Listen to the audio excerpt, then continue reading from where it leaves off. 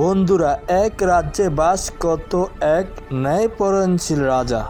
তার রাজ্যে সবাই সমান ছিল। রাষ্ট্রের সকল বিচার করত রাজা।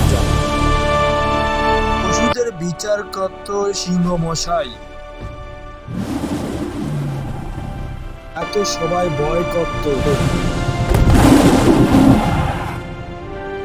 একদিন রাজ্যে সভা বসে। সিংহ মশাই মনে করলেন, বনের শৃঙ্খলা নষ্ট হয়ে গেছে, আমি ভিডিও করে আনছি। তাড়াতাড়ি যাও পিজেন। বনের খবর রাখার জন্য দায়িত্ব দিল ঈগল পাখিকে। মানুষের খবর রাখার জন্য দায়িত্ব দিল এক ক্যামেরাম্যানকে।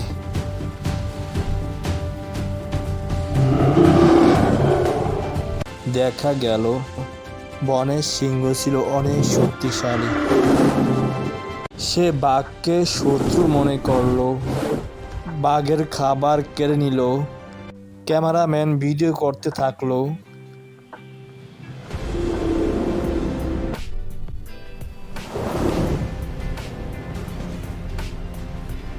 সিংহের জন্য তারা শিকার করতে পারলো না। তাদের শিকার সিংহ কেড়ে নিত। এতে করে বাঘ অনাহারে থাকতো। বাঘের শক্তি কমে দিন দিন আসলো।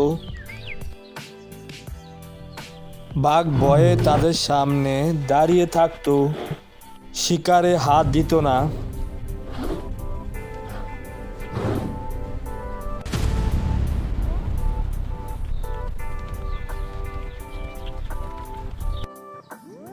ক্যামেরাম্যান তা লক্ষ্য করলো। তিন সিংহ বাঘকে হত্যা করার জন্য আসলো। বাঘ অনাহারে থাকতে শুরু করলো। তারা সিদ্ধান্ত নিল রাজা সিংহ মহাশয়ের কাছে বিচার আমরা দিবে। খাবার না পেয়ে মরছি সিংহের জন্যে। বাঘকে বেঁধে আনলো বিচার করার জন্য। পরের পর্ব দেখার জন্য সাবস্ক্রাইব করো।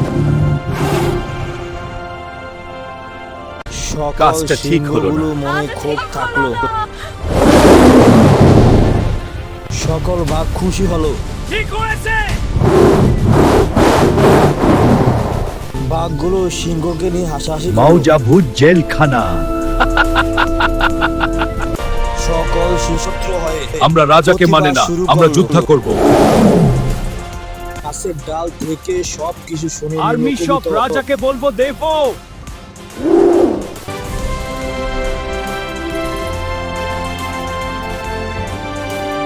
কবুতর সবকিছু বলে দিল।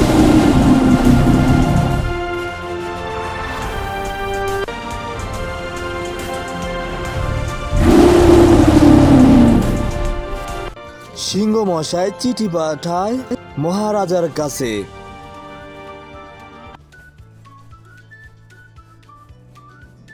মহারাজ তার সেনাপ্রধানকে নির্দেশ দেয়, তোমরা প্রস্তুত, ঠাকুর যুদ্ধ হবে। তোমরা প্রস্তুত, ঠাকুর যুদ্ধ হবে। রাজ্যের সকল প্রজা, সিংহ মশাই সবাই ছুটে চলে আসলো। সবাই একত্র হয়ে যুদ্ধ করার প্রস্তুতি নিল। আমার সৈন্যরা, তোমরা যুদ্ধের জন্য প্রস্তুত হও। যুদ্ধের জন্য অত্যাধুনিক অস্ত্র আনলো। ঠিকই কোনো এক সময় যুদ্ধ বেঁধে গেল।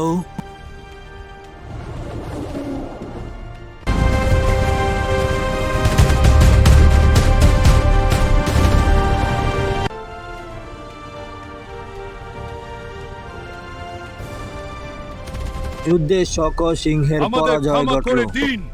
Never you